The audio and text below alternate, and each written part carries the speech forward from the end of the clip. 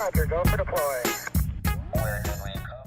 G'day guys, Mac here from AdventureFit Radio, sitting here with Doc. In this episode, we talk about our experiences in starting up our businesses, Doc with AdventureFit Travel and myself with Crossfit Diamond Valley.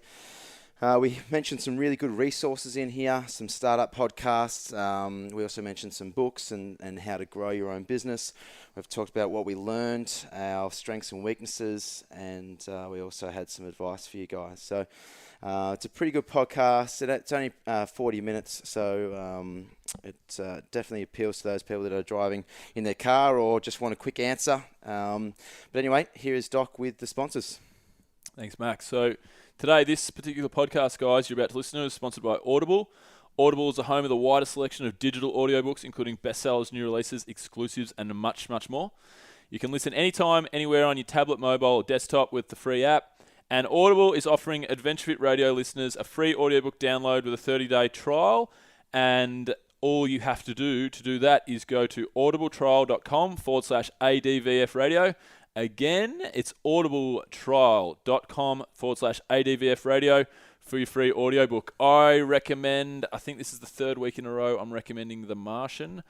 Next week I'll have a new recommendation for you, but check out The Martian, guys. It's if you haven't seen the movie or read the book, listen to the audiobook. It's about 10 hours of eerie goodness, and it's really entertaining. So get on that. That's my recommendation. This podcast is also brought to you by Loxam Solutions. Loxam is a boutique consulting and business support company focused on business consulting and commercial services.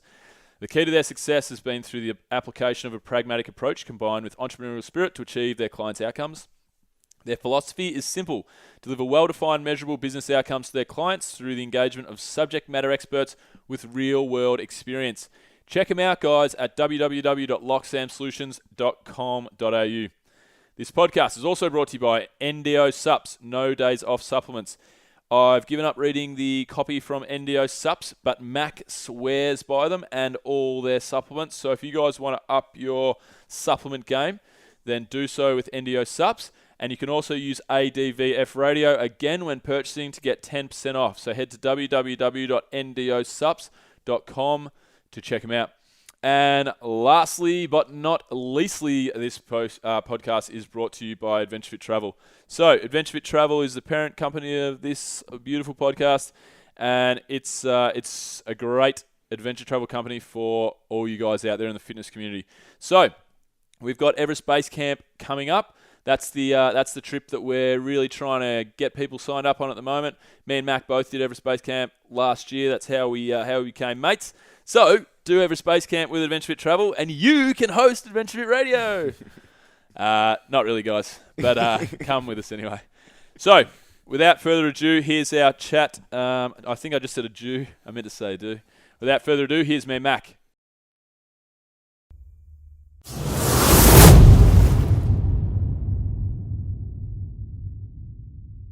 Sweet. So me and Mac are just catching up before we have a podcast here with Diane McGrath, our Mars 1 candidate, and we thought we'd do a little shoot the shit interview. So here we are, shooting shit. What's going on, Mac? Just shooting shit. Shooting shit. Yeah, no, just living the dream. You know how it is. Good stuff, man. You got a new girlfriend? Mate, yeah, I do. She was, she didn't expect me to go to that, did you? Mate, she fell in love straight after our first episode. Oh, just thought that one guy, of the listeners. That guy, definitely a listener. Shouldn't shit where you sleep, man. Oh, well, now I am. She thought I had definitely a face for radio, and well, I just need to meet that guy. Good stuff, man. Well played. So thanks for being a matchmaker. Yeah, Cupid's arrow. No, I didn't. She actually is now a listener, but I first saw her in Dan Murphy's. Oh, so yeah. Dan Murphy's is the bottle shop. Yeah. And then she working there or just boozing? Or no, she was a bum. She was a bum out the front. She alright? She's okay. She's a drunk. Perfect match made in heaven. That's it. Yeah, sweet. So, what are we doing? We're going to talk some business. Let's talk business. Yeah, man. You tell me a good story about how you got into AdventureFit. So why not we start off with that, hey?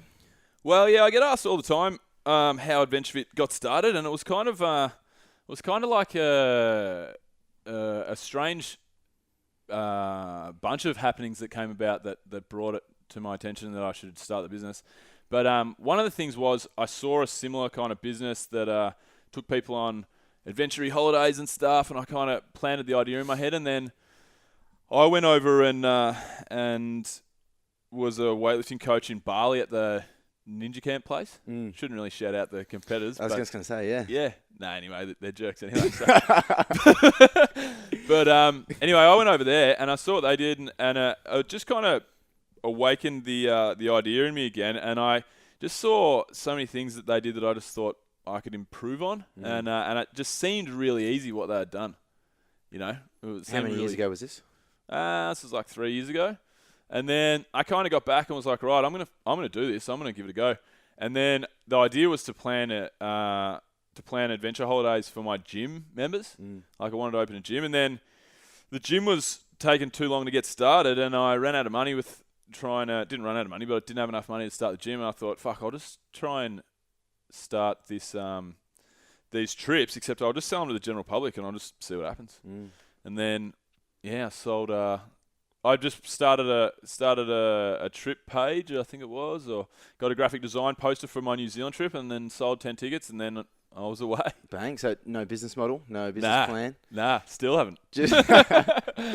And so what, you just said, I want to go to New Zealand, someone pay for my trip, let's go? Well, it was funny because the first time that I was talking about the idea of the trip, one of my friends, Wayne, from a guy that used to train at Crossfit 3000, he said to me, he was like, oh, New Zealand, geez, what's it like over there? It must be great. Yeah, all these places that you've got, you've been there before, you've done this, you've done that. And I was like, nah, not exactly.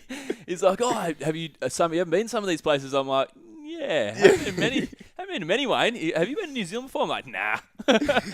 So yeah, I was kind of just planning a travel itinerary that I wanted to do, and just getting people to pay to come with me.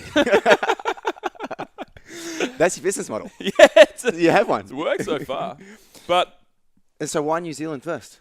New Zealand and Iceland just was going to be Iceland. Yeah. Iceland's always just. That'd be sick. Oh, it's going to come up for sure. We're going to do it, but I don't know. I just like scenery. You know, I like nature, natural scenery, and they're just two of the prettiest countries. Lord of the Rings probably did it for me.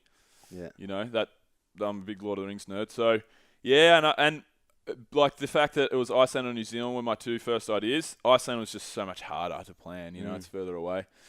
It's basically further away. New Zealand's on a doorstep. So. Yeah, right. So you had 10 people just through a Facebook page.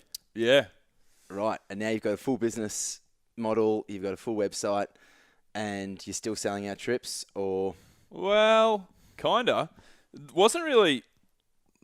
Like, it's strange. I sold 10 tickets on the New Zealand trip in a couple of months with a poster on a Facebook page with like 200 followers. Now, AdventureFit Travel's got 10,000 or 12,000 people on the database, 50,000 on social medias combined, all their different social medias, Pinterest, fucking Google+, LinkedIn, you know, all the big ones. And yeah, it's not that easy. I'm like, but the thing is, you're trying to be too professional. You're trying to be a company. You should go back to be like, hey guys, I want to go here. Someone pay for it. I know. Then you're real, aren't you? But yeah, I know. It's strange how it kind of worked. It just wasn't as easy as what I thought. Heaps of hurdles came up along the way. The good thing is, and the confusing thing is, our reviews have been 5-star all the way. So that's great. Well, you paid me to do 5-star for you. Oh, I wasn't meant to say that? You mean I'll let you on the podcast? I got you on the podcast. 5-star review, mate. You can come and interview all these people with me. Yeah, so it's not as easy as I thought after the first trip, you know. But the reviews are still really good. It's just not being the new kid on the block, maybe. You know, new kid on the block, this new fancy idea that people are excited about. Now, you know... Well, you've had people start to sort of take your model and tweak it a little bit as well, haven't you? Yeah, there's heaps of people out there that are doing the same thing. So what are you going to do now differently? Just blow them all up. World domination. Find where they live and kneecap their family or something. I don't know, do something fucked up to them. In all seriousness, there's a company in Sydney who do really well, who will hang around. There's a couple of guys in the UK and stuff that I've noticed, who I'm not sure whether they'll do well, but there's heaps of people that pop up that, their branding's just really far off point, and their message is unclear, and it's just, I want all these people to succeed, because the more that they succeed, I think the better for AdventureFit. Yep. The more people are thinking about fitness holidays and Absolutely. whatever, and as long as we're ahead of the game, then we're sweet. But they're also going to keep you ahead of the game. That's like, competition's good. Yeah, that's right. And they're the same as me. They're just trying to do what they love. So good on them. But unfortunately, like, I see a lot of them, and I think, these guys, they're probably not going to last. It's such a cutthroat thing that you just have to be. Everything has to be spot on. And I'll look at a brand, their website or their social media and stuff, and look, unless I'm totally wrong, I'll look at their branding basically and their message, and I'm like, these guys, good on them, but they're probably not going to hang around. You have to be so professional, so on point with everything. So yeah, but I don't really mind. I think it's great. I think it's good to be competitive. And I don't even look at, in saying that, I don't look at it as competitors anyway. Yeah, I just think we're all out there doing the same thing, and it's good to have people that spur you on and that you can get ideas from and motivation and yeah. So you're into adventure travel. So you're just targeting your sort of athletes and stuff like that, or you've gone to Everest. And I know you said you were thinking of going to do the Kokoda Trail, and you've got Iceland, you've got Bali trips. So they are pretty adventure packed, obviously with New Zealand as well. So who's your market, and will you ever get away from the adventure and fitness side of it? Yeah, it's funny. So I've got my market. It's AdventureFit might come across a little bit too intimidating for a lot of people, because that might be a problem, because I've had a lot of people that email me and say, I'm not that great of a weightlifter, or I've only just started CrossFit, or I don't do that much training. Can I come on the holiday? And for them to have that idea and have to email me about that says that there's probably just shit ton of people that aren't emailing me, that are looking at it going, oh, no way. Yeah. Because I think I have to, maybe it's something that I have to really keep an eye on, my branding and my wording and the way that I portray things, because that's not what it's about at all. I just want anyone and everyone to be able to come along on the trips. Yeah. Whether they're, well, me and you, we went to Everest with Greg Miskell. Yeah. the fucking man of all men. He's going to conquer the world now, though, hasn't he? Greg Miskell, for all the listeners, is his. He called me up. Did he call me? Yeah, I think he called me. He called me up and he said, "Hey Bill, I just I got your brochure. My son brought it home the other day, and he was talking to me about it, and I just wanted to know, is there any age restrictions on the trip? And I said, how young's your son? How young's your son, Greg? He goes, it's not for me bloody son, it's for me. I'm 60 years old. So Greg was 60 years old, and he came to Everest Base Camp with us, and as you know, Mac, and he was as outstanding, if not more so, than most. He went on to climb another mountain over in Nepal, I think, didn't he? I think he's doing Island Peak and Mirror Island Peak, yeah. Going back to do Island Peak. The one we one we failed at. The weather, mate. It was too dangerous to go on. Yeah, true. Fuck, we're pussies. But yeah, so that was perfect. I like that. I had a family hit me up to take their 15-year-old girl to the US Games trip last year, which I spoke to my lawyers and stuff about, and wanted to see what they thought about it. I didn't have a problem with it.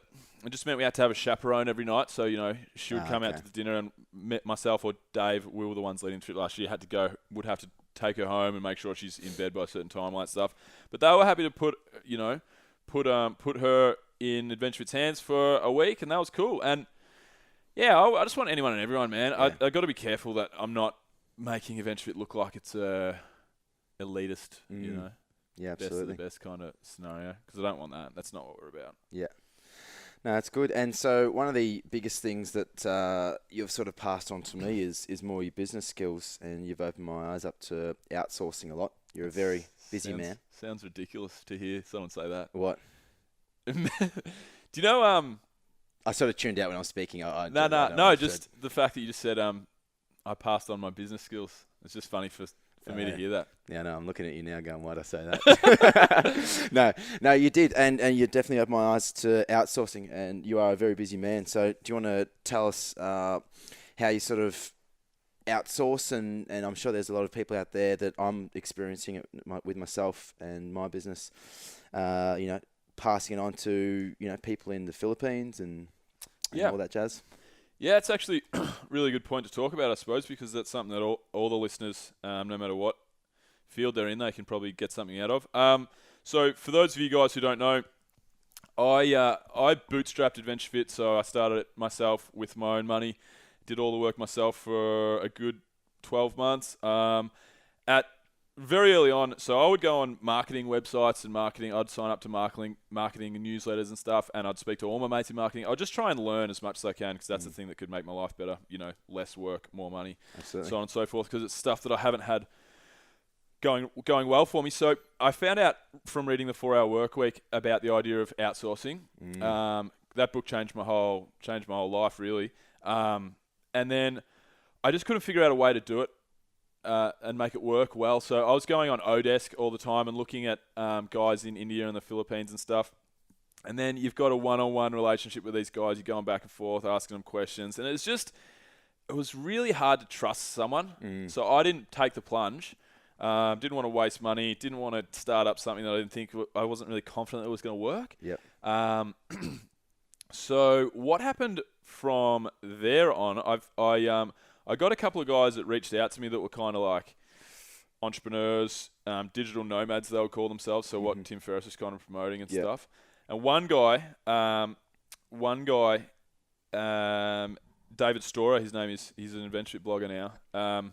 He reached out to me and said he had a company in the Philippines that built up and trained VAs for people like me. So what he would do is, not him, his friend would do. He would tell the company over in the Philippines what skills he needed his VA to be competent at, and then they would have an 8-week training period before they handed him or her over, to the guy. So yeah, I looked into that, and then it was funny how it worked. I spoke to the founder, the co-founder. His name's Tom, over in the Philippines, Filipino guy, and I spoke to him, and we were chatting on the phone, and he said, so tell us a little bit about your business. And I said, so my business is called AdventureFit Travel, and he just shit his pants. He goes, AdventureFit Travel? I was like, yeah, AdventureFit Travel. Oh, am I talking to Doc? It was the fucking stupidest thing. I was like, hang on a second, what the fuck's is this? Is someone taking the piss out of me? Yeah. What's going on here? But he was a CrossFitter. Yeah, so, right. And he somehow followed AdventureFit Travel and saw me and Dave, out on the last 2 trips we'd been on, and ice climbing and doing all this cool stuff. So he knew who I was and was pumped to work with me. And then so from then on, I've got my VA. We've got our second VA for the podcast who actually quit the other day. Marco, you fucking bastard. He'll listen to this too. Yeah. Fucking Marco. But anyway, so I have a full-time VA that I pay. I pay good Filipino money, but it's very cost-effective. It's very, very little in terms of the Aussie dollar that I charge. Yep. And my VA, is he's a gangster. Yeah. He's a gangster. It's a big trust issue, isn't it? Like we've it's just like letting someone drive your brand new Ferrari, and they're on their learners. I don't have a Ferrari. Well, I do. My dreams. No, but like your business is your brand new Ferrari, and you're giving it to someone else to brand your image. It's a big trust issue, isn't it? It's pretty tough. I don't know. I've It's worth it though. Like the amount of spare definitely. time that you've got, it's just got to get over those few little hurdles in the interview processes, and once you develop that relationship, all of a sudden you've got 10 hours back in your week. Well, that's right. It's about developing that relationship, which is what I've had a bunch of people that have come to me and they wanted the contacts for a VA. If anyone actually that's listening does want contacts for the VA, I'm happy to help any listeners out. You can email me directly, doc@adventurefittravel.com, and I'll help you out there. But I passed the details on to you, and you didn't have the same experience because obviously, so I have the full-time 40-hour-a-week relationship with Mon. We speak pretty much every day. Last night we had an hour and a half chat assessing our goals at this point of the year. You were hiring part-time in and out VAs and didn't have the same. Yeah, well, yours is 2U, so you have Yes. one person. I had a team because I didn't have guaranteed 40 hours. I didn't even have guaranteed 25 hours at this stage. It was just the odd jobs. I was just testing the waters, so therefore I never directly spoke to or handled one person. It was a team. Shit set And up like so that, I reckon. it was, but I just didn't have the hours. I couldn't say here's 10 hours each week, here's 15 hours each week. Yeah. So I didn't want to invest the money, so I just tested the waters and. Listen, they did an okay job, but I think what I've actually done now is handballed that to people that I can communicate with here in Australia. So we have more staff members now. But very soon we'll be tying those jobs up into a little ball and sending it back overseas. Once I have a guaranteed 15 hours or so that I can deal with one person and rely on that one person. That's so important. But otherwise, you get what Marco did with us. We relied on this one person. He actually quit the company. And unfortunately, can't take that contract back up with us because we went through that company to get him. So you put all your eggs in one basket. So now, Yeah, that's true. But, I mean, it is definitely better than going through the other system that you went and getting the Chinese whispers. Yeah, absolutely. It just kills you. Yeah. So, yeah, that's been a big part for me is having a VA. So now I'm looking to, by the end of the year, have at least 2 VAs for AdventureFit Travel, and we'll have our podcast VA. And then what that means is I just get a bit more of my life back. So now that AdventureFit's selling more trips and we're actually, getting out of debt and able to make some money, I can put a little bit more money aside and then, get a whole bunch of my life back. And I'm able to, instead of doing, so all the businesses out there that are starting up, they're obviously stuck in that startup phase where they're doing all the shitty little jobs that really aren't helping the business grow. They're just helping the business stay alive, And that's the stuff that you need to outsource. That's the stuff that you don't need to be doing. That's what we're just doing now. It's been 3 years of just doing the same stuff just to keep our head above water. Now, it's very hard to say, from day one you've got to outsource this and that. In an ideal world, yes, but you've also got to go through it and know what it's like, know what you want as well. It's just unfortunate for us. It's taken 3 years to get to that position. But now we've got more and more people doing all those jobs to keep us above water. And then myself and Lisa, we're just running the show now, doing all the other operational work. Yeah, it's great. I think in the future, a VA will, mine I see as the guy that will take the second in charge role from me. He already is basically, but he's just my VA. Like it's only me and him really, and then it's little bits and pieces from people. But I see mine. He's very forward thinking, really smart guy. I see him as the guy that he'll be listening to this too, actually. So he'll be getting real chuffed with himself, as opposed to Marco. But I would see him as my 2IC with a couple of other VAs under him in the future, and then I think it'll work pretty well. So when you started your business, Mac, what were the toughest things that? So for the listeners, Mac owns a. Why don't you tell us about? People probably know a bit about AdventureFit and what. I do. What is your business that you own? So I own CrossFit Diamond Valley, which is located in Eltham, and we're 3 years young now, which is awesome. Before that, I started. I was just managing and operating another CrossFit gym. Made a connection through that, and decided to open up my own one in partnership, and we've been going strong ever since. And the question was, what was the worst moment, or what was the toughest time?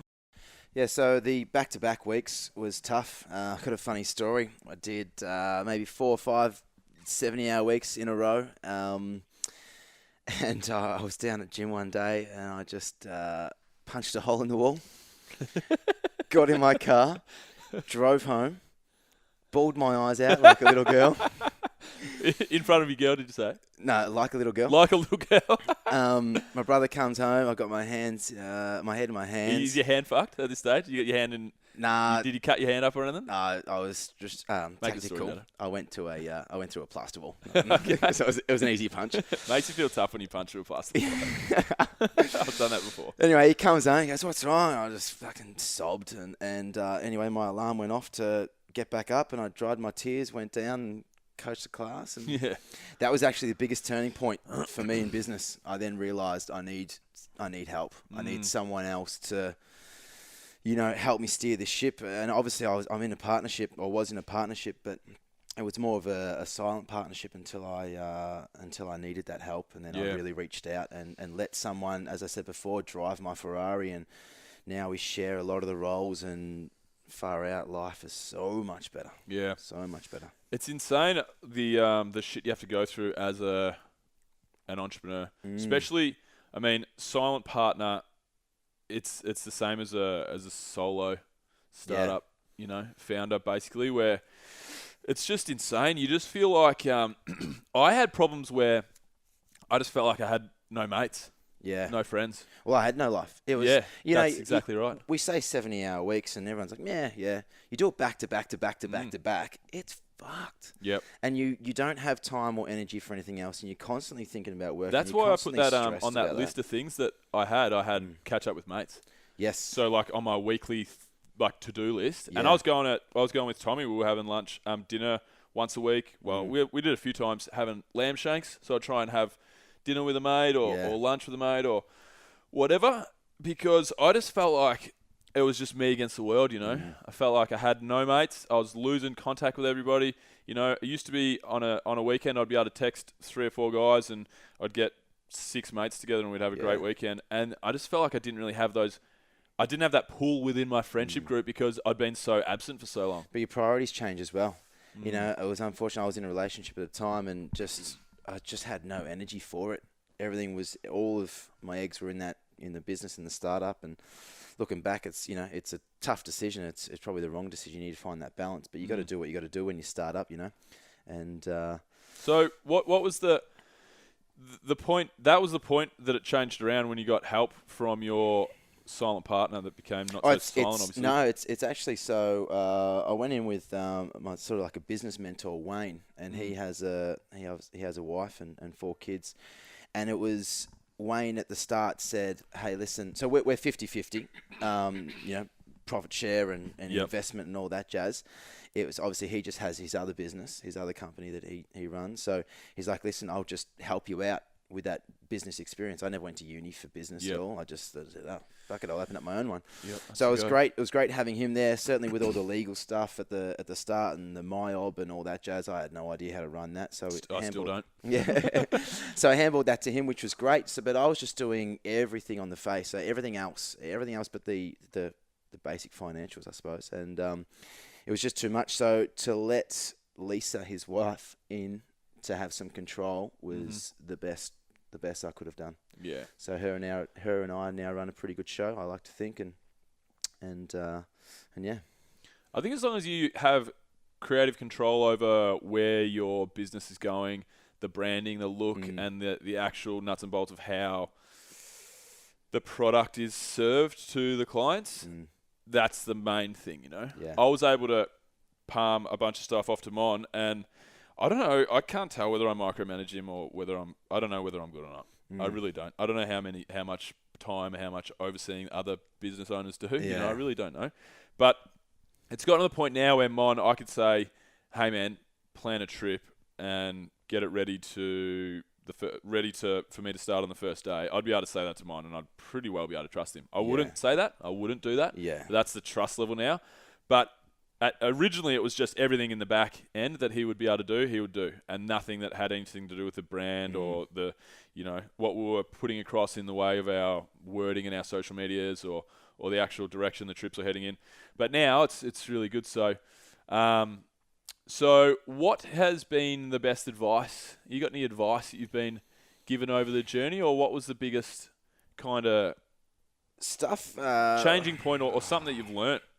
Something I learned, you've got to delegate tasks you're not good at. There's no point in hitting your head up against a brick wall trying to do things that you're just not good at. So definitely delegate early. And, when you delegate, you've got to follow up. You can't just handball and go, there you are. You've got to also manage that delegation. Yeah. So that's what I've learnt in the last 6 months, is to learn to delegate, learn to trust, but also manage that as well. Okay. So I don't know if that's advice or anything. I don't know. I just thought of that. Oh, it was an answer. It was an It was answer. an answer to a question. What about for sure. yourself? Oh, best advice I've ever been given. Yeah, I don't really know. I think it's just a bunch of advice. So what I've done, which I think I've done really well early on with AdventureFit, is I've been addicted to learning. So Yeah. So I know for a fact that I knew nothing about social media. I knew nothing about marketing. I knew nothing about sales. I knew nothing about product development. And so I started off with just having some friends. I got a mate, Rich, who would come around. We actually had a marketing meeting one day, and it was on a Friday night during summer, and it started off. It was on that whiteboard over there, so just a little whiteboard. Yeah. Started off. All right, let's go through. I've got like 6 different parts of my business I want to talk about, Rich, and he's really passionate about marketing, so he was happy to help me out. Anyway, we're having a couple of beers. He'd actually just gone through something pretty fucked up in his life, so it was good to be able to have a beer, and he was kind of really wanted to. I won't go into what it was. Obviously, nearly did, and I probably not the right place to do it. But anyway, so started off writing down notes on the whiteboard. So the top probably 0 to 25% of the whiteboard was the first probably hour and a half of our conversation. It was probably a 6-hour conversation. It was really well written, nice cursive Sober. font. Yeah, sober. Yeah. And then 25 to 50%, there was some pretty wild ideas are getting thrown out there. Getting a bit adventurous. Getting a bit tipsy. adventurous. Yeah. The next level was like a fair bit of swear words and like getting really excited, some stuff that I couldn't even really read. And then the 75 to 100%, the last part, the last hour and a half of our conversation, it was just dicks and balls. It was really funny to look at the next morning.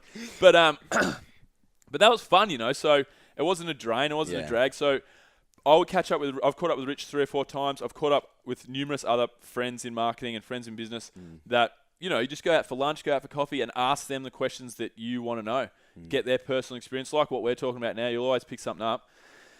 And I just learnt so much from these little meetings that I would have, and I'd take notes, I'd take notes. Okay, this is what I want to achieve. What can I actionably do to go ahead and do that? Yeah. And then I kind of went from there to expanding this this kind of theory to steal information and gather as much information from people as you can. And I started reaching out, or having people actually started reach out to me that were in higher places, much higher places. So I've got Paul, who's my mentor, who he actually reached out to me. I've told you the story about that when I thought he was asking for a job. Yeah.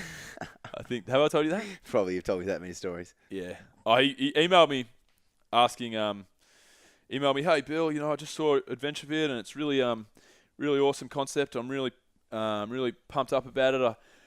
Very aligned with what I've done. I've done this and this and this in my life. So he's climbed the 7 summits. He's started numerous businesses. He has a salon owner and a CrossFit gym. Loves his training. He said, "Do you need any help with anything?" And I thought he was asking for a job because I get emails with resumes sent to me every week. Yeah. And so I wrote back to him what I write back to everyone. Hey Paul, thanks for reaching out. Great to hear your story, man. Sounds like we're really similarly aligned. Unfortunately, we don't have any jobs available at the moment. Blah blah blah. And then he wrote back to me a real short, real blunt message saying something like, "Hey mate, not sure what you thought I was after, but I'm a very successful semi-retired businessman. I wanted to know if you needed any help." I was like, oh fuck, sorry man. So I emailed him back. Anyway, so he's like a mentor to me. He's put me on to Daryl Wade. Daryl's owner of AdventureFit Travel. Yeah. So now I've met with Daryl. I've got contact with him. I ask him questions back and forth every now and again through email. So you just try and network, and you've got to always put yourself out there to learn more. I read a lot of educational books. Go to online webinars. I have a fortnightly business webinar. You pay for that? Or is it free webinar? It's good question, and it was an initial pay, not a lot, but then it's just ongoing now. It was like a once-off fee, but it wasn't much. Okay.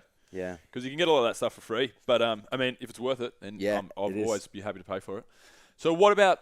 Okay, if we're talking books, what's your best resource in the way of written form, what Oh, books have you read that's changed it all for you? Tim Ferriss, the 4 Hour Work Week. Yeah, I for was sure. I was scratching my head for ages though, going, this can't apply to me. Like, I'm in the relationship business. Yeah. I've A got lot of that book doesn't apply, Yeah. I think, to a lot of people. You're never going to get 100% of that Yeah, apply. But yeah. the parts that do apply for me, I was like, fuck, Yeah. it's just mind-altering. Just time management and stuff like that. Yeah. 100%. But also this team of people that are in the webinar, and I'm actually meeting up with them in Sydney for a 4-day camp with some big guru up there, and we just network. And there's a guy on the calls who's into marketing, and they sector it all off. So they put you onto links and pages and other webinars. So I listen to a lot, read a lot. Yeah. You get into business podcasts at all, or? Not so much. I mainly just business webinars where I can interact and throw my ideas out there and stuff as well. So webinars are, I've actually never done a webinar. So webinars are live get together, like on a Skype. So you can, in real time, speak to the guy that's hosting the webinar. Yep. And how many people are normally in there? Do you get your word in if you want to I get ask my a word question? in. Yeah, absolutely. So I've got a few webinars. I've in a property one as well. And you throw your so I've got a couple of properties on the go, or looking to at least.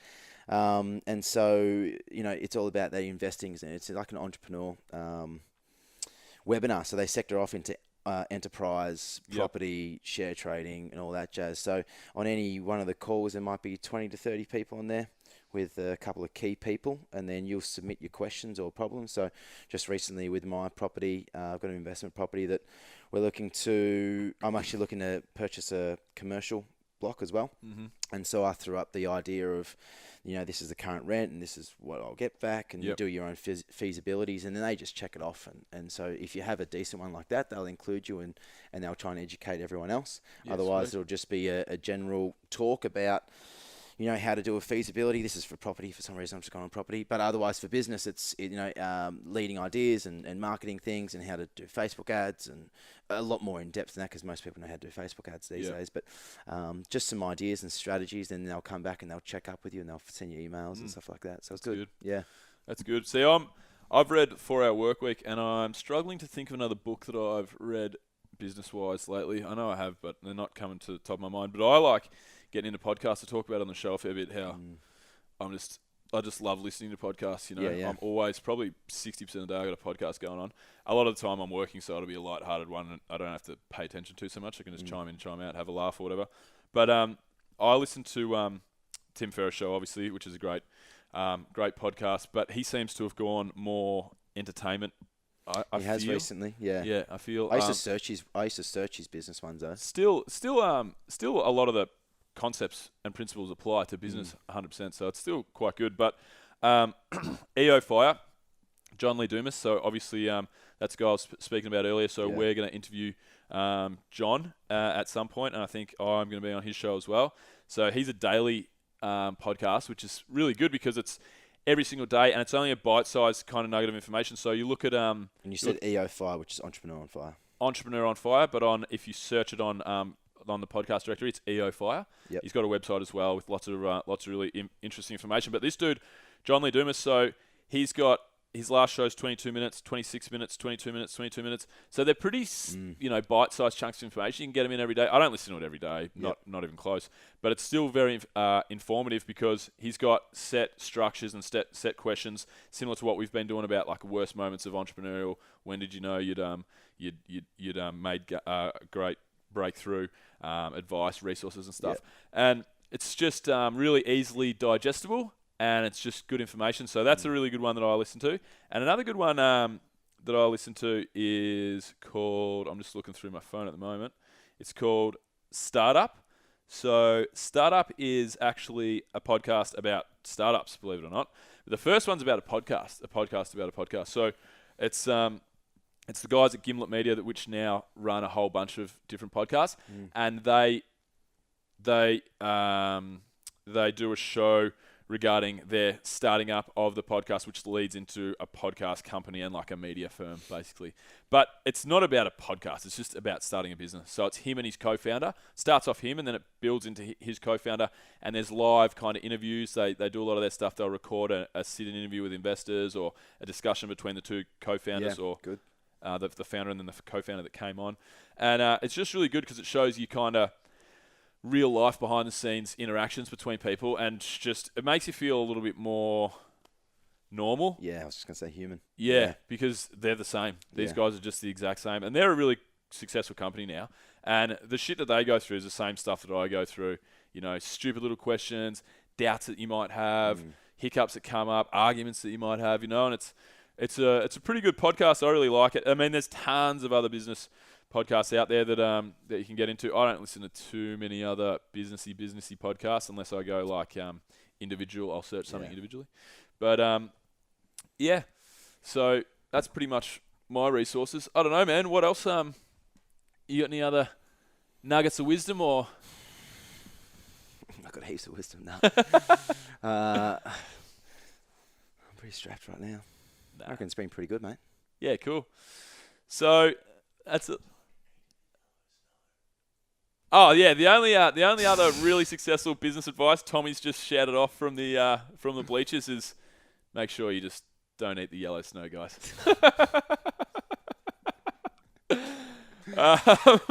Yeah, so that's a little bit about our businesses, guys. We just wanted to. I get asked all the time about AdventureFit, how I started it. One thing that I didn't touch on actually is that we didn't touch on, either of us, Mac, is taking the plunge.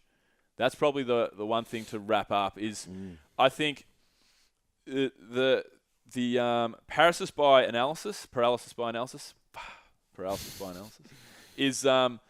is huge. You know, people that want to start a business and they do 50 business plans and they do all these, you know, it's good to have an idea of where you want to go and an idea of finances and stuff like that. But you've just got to take the plunge. There's no better time than now to start something. I mean, if I waited till I was ready, I would never, ever start AdventureFit. I was never ready to start. When are you ever ready? That's right. So that's one of the biggest things I get, you know, people emailing me, and I feel like a false prophet when people email me for business advice, but I get it all the time, so it's all right it's good to discuss it here, and people are obviously interested a little bit, but I just say you've just got to go out there and give it a crack, you know, and you can only fail. Exactly, but no one ever fails. If you learn from failure, it's not a failure, is it? That's right, and business isn't life, you know. You can still be super successful on your second or third attempt, or, you know. Absolutely. Whatever. For sure. So that's my biggest piece of advice is just if you are passionate about something, you want to get out there and make it your life, then go out and do so, and don't, you know, waste as little time as you can with all the other bullshit that's involved. Yeah, absolutely. All right. Cool. Good job. All right, guys. So that was our business sit down between me and Mac. Hopefully, you guys got some stuff out of that. Hopefully, you got some resources and some ideas on how to start your own business or how to improve it.